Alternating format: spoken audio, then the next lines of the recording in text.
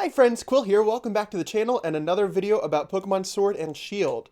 If you're enjoying Pokemon Sword and Shield content and want to see more of it, make sure you hit that like button down below, subscribe, and turn on notifications so you don't miss any videos coming up. Today is October 23rd, which means that we are just over 3 weeks away from the Pokemon Sword and Shield release date. It's also my mom's birthday, so if you want to comment below and tell her happy birthday, she watches most of these videos, so there's a good chance she'll see it. For those of you who are newer to the channel, you don't know this, but she actually painted my very first Qwilfish channel art. So shout outs to her, happy birthday, I love you. Everyone tell her happy birthday in the comments or I'll be sad. But yeah, October 23rd, about 3 weeks away from Pokemon Sword and Shield. I'm really excited and I wanted to take this opportunity to list the top 5 reasons that I'm excited for Pokemon Sword and Shield. Down in the comments after you'd wish my mom a happy birthday, why don't you go ahead and tell me what you're most excited about for the new games as well. Without further ado, we're going to go ahead and get into it. So starting off at number 5 is the new Gigantamax forms that are introduced in Pokemon Sword and Shield. Now, for those of you who saw my last video on Saturday, that might come as a surprise. I talked in that video about how I'm very concerned about the Gigantamax system and how it's going to be implemented into the new games. That's why it's so low on this list, but the fact that it's on this list at all is because I think that these forms look amazing. If you forget about the fact that half of the Pokemon that are getting Gigantamax forms so far already have other forms, and you put aside the fact that there's evidence for there being no real stat boost besides HP for these Gigantamax forms, and you put aside the fact that there's a very obvious Generation 1 bias, yeah, they look really cool. I can't wait to see what new versions of Gigantamax forms Pokemon is going to be putting out there, and who knows, maybe there will be some statistical advantage to Gigantamaxing your Pokemon. I'm all about that, and I'm really interested to see what they do with this system. I hope that they surprise me and that my concerns are for naught. They are number 5 specifically because they look really awesome. I mean, just look at Gigantamax Charizard.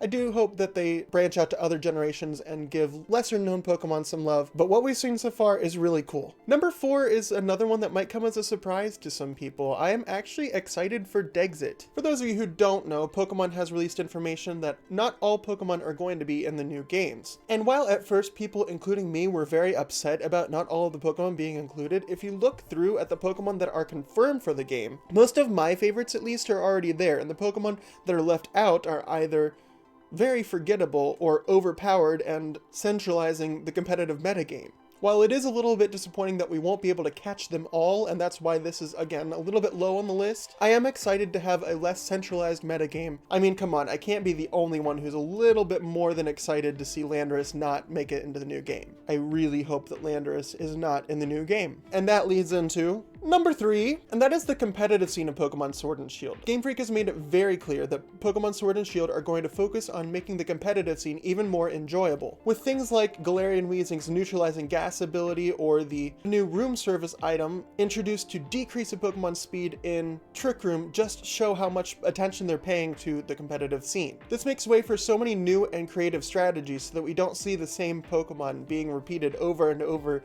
in competitive battles.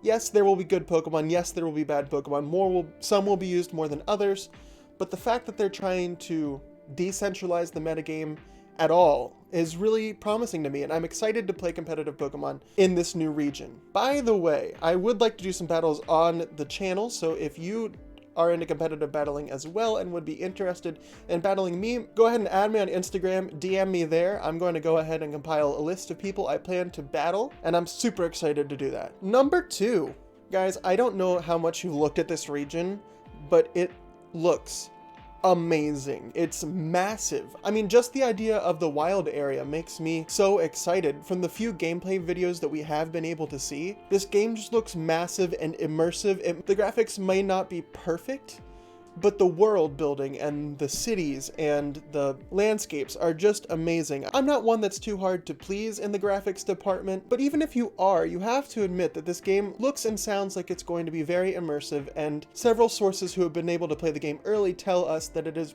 perhaps one of the best experiences they've ever had with a Pokemon game. I'm really, really excited for it. And finally, number 1, the Pokemon. Yep, I said it. That might be a little bit of a cop-out, but my number one thing that I'm looking forward to in the new games is all of the new Pokemon that we're going to be seeing. Not the whole Pokedex has been released yet. We don't know how many new Pokemon we're getting, but the ones that we've seen so far look really, really awesome. I'm excited to use Pokemon like Roly-Poly or like Duraludon or even Cormorant. The Galarian forms that they've released so far being Weezing, the Zigzagoon line, and Ponyta also look so fantastic. Morpeko has my heart and soul. All of these Pokemon just look so good and I'm so excited to see them. And that leads into something else that I want to show you today. And what you see on your screen now, friends, is is the inspiration for today's video. Once I knew I had to talk about why I'm excited for these games, because I just look at all these Pokemon, I look how much life there is in this region, and I'm so excited. For those of you who don't know, this is a scan from the game magazine Koro. They released this poster depicting all of the Pokemon confirmed so far for Pokemon Sword and Shield, and looking at it,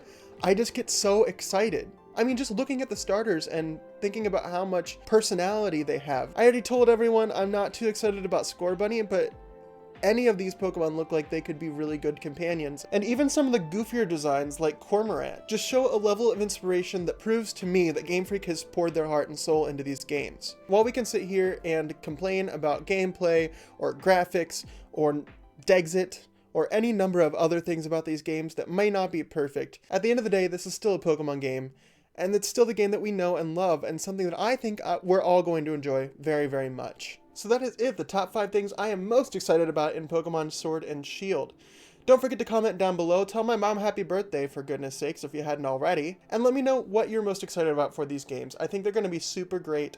I plan on doing a playthrough of it here on of at least one of them here on the channel. I'm not quite sure how or what or where or when, but stay tuned for that. Make sure you subscribe so you don't miss out on that playthrough. Thanks so much for watching the video, my friends, and as always, see you next time.